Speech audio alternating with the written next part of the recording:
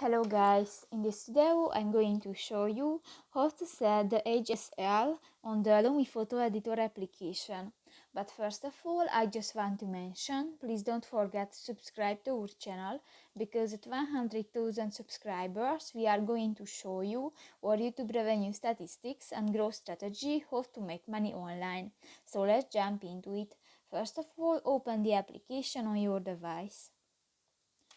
Select a picture from your device and go to the adjust button next to the filter option at the bottom of the page and click to the first option, the HSL, at the lower left corner of the screen.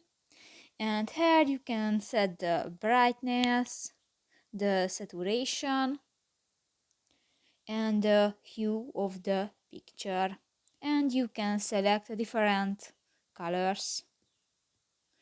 So that's pretty much it for this video, guys. See you in the next one. Bye bye.